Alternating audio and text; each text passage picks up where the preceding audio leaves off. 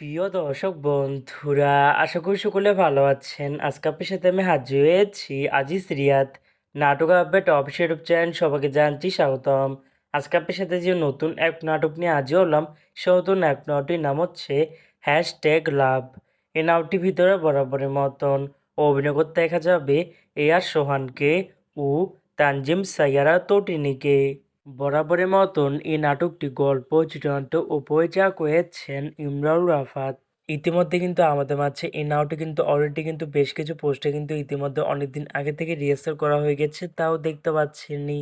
অসাধারণ হয়েছে পোস্টারগুলো। অবশেষে এই নাটকটি ইউটিউব পর্দায় আসতে যাচ্ছে খুবই শীঘ্রই।